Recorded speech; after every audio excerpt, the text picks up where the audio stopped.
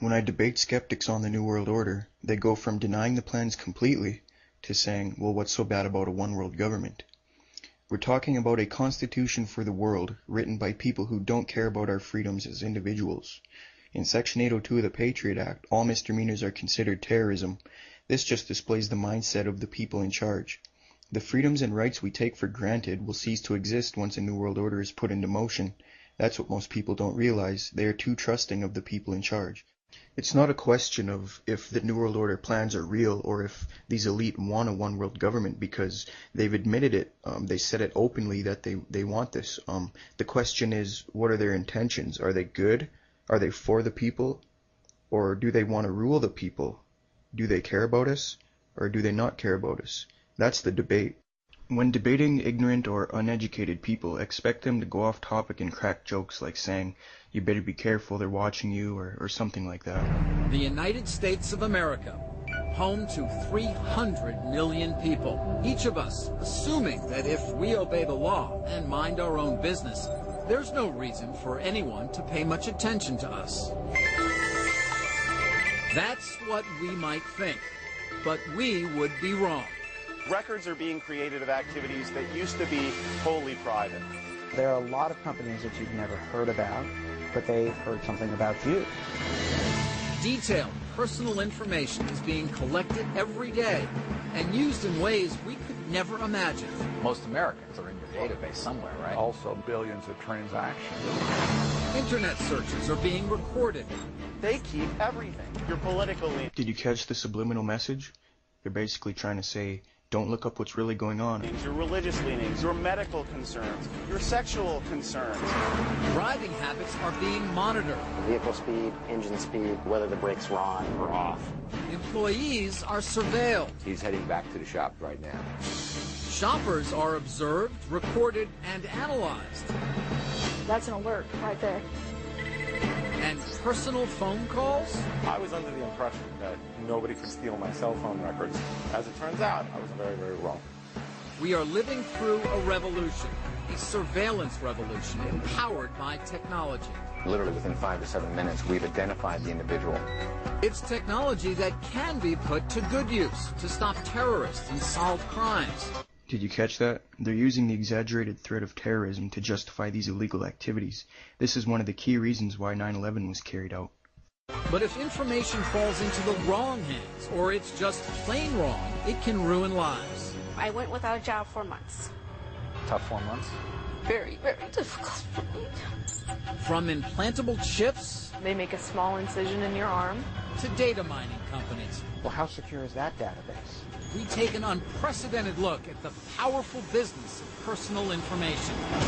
We're not mining through the personal lives of innocent Americans. The government is now working with big business to take surveillance and information gathering to levels that were once the stuff of science fiction. Big Brother, if allowed to happen, will happen.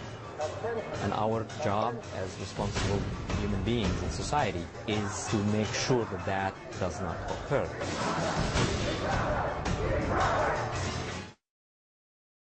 This is video of the World Federalist Association talking about one world government, New World Order back in 1999.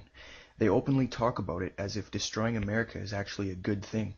This is very disturbing, and I don't think Hillary Clinton would want any Americans watching this, since she's in it. You know that we have come to the point of our really being here this evening, and that is to honor with the Norman Cousins Global Governance Award, Walter Cronkite. We are proud to present to you this amethyst geode, and I hope all of you will take the opportunity at the conclusion of the program to come up and examine it. We're not worrying about anybody carrying it off. It's too heavy for me to lift. But it illustrates a very important lesson. The crystals of a geode are formed within another rock that serves as the foundation for their fragile beauty. The rock provides the structure necessary for the crystals to grow. And in similar fashion, world government is the structure necessary necessary for global justice. You, sir,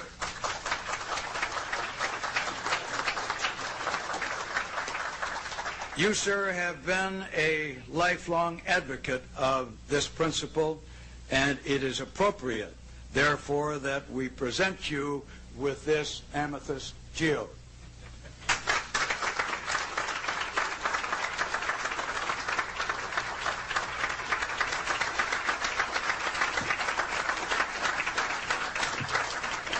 Thank you very much, Mr. President. And there are many of us here who had wished back a couple of decades ago that we had been addressing you as Mr. President in a slightly different environment.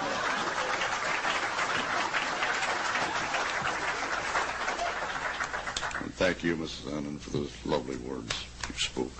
I will treasure them, and I'm greatly honored, quite obviously, by the Norman Cousins Global Governance Award. I'll try to get it right, since I will be referring to it frequently, of course. We would like to bring you a message from the First Lady of the United States, Hillary Rodham Clinton. Good evening and congratulations, Walter, on receiving the World Federalist Association's Global Governance Award. For more than a generation in America, it wasn't the news until Walter Cronkite told us it was the news. Every night at 6 o'clock, we welcomed you into our living rooms and listened as you explained the complex events of the day. Whether it was the space race or the Vietnam War, presidential elections, or peace treaties, you were there, telling us in simple yet riveting prose what was happening. You became a trusted member of my family and the families across America. For decades, you've told us the way it is. But tonight, we honor you for fighting for the way it could be. With your continuing leadership, we can sail across these unnavigated seas into the 21st century. And there's no better captain I can imagine than you. Okay, why do you think Russia wanted to occupy Afghanistan and take control of that country, and we helped the Mujahideen, or the Al-Qaeda at that time? They were freedom fighters. They weren't Al-Qaeda. They were freedom fighters, the Mujahideen. And why did we arm them so Russia couldn't take the country over? Because they wanted to put the same pipeline through that we put through. And that was done by Unocal. Karzai used to work for Unocal. He's now the president that we put in place. We're basically putting regimes in place wherever we want to, whenever we want to. Our leadership is going around the world. And this is a plan that's been put in place a long time ago, and George Bush and his administration is doing exactly what he's told to do. It says China-Russia pledged friendship, challenging what they see as the threat of a new global order dominated by the United States. They're talking about they're challenging the new global order dominated by the United States. That's Yang and that's Putin. They're developing the friendship, they're developing the treaties, they're developing the ties. It says here Russia and China have found common ground recently on countering alleged global dominance by the United States. Across the vast expanse of Russia, General Haberger saw the weapons built with America in mind.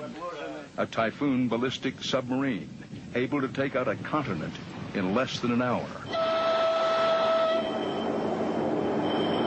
This train, with its hidden missiles, capable of launching 30 warheads on the move. As part of what they showed you, they put on a launch drill of a Topo regiment for you, did they yes. not?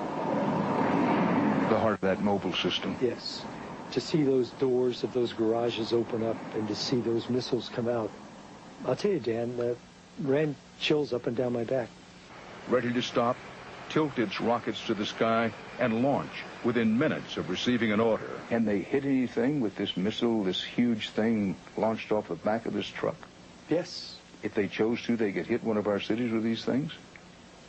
Once they put the target coordinates in there, yes, sir, they could. But this is something most people assumed that we didn't have to worry about anymore. No Russian missiles are pointed at the children of Minnesota and the United States for the first time since the dawn of the nuclear age. There are no Russian missiles pointing at these children here. When the president told the American people over and over again in the last presidential campaign that the nuclear nightmare was over, in the Cold War, what he didn't say is that there was no way to verify that agreement and that many of the missiles can go right back on their Cold War targets within a minute.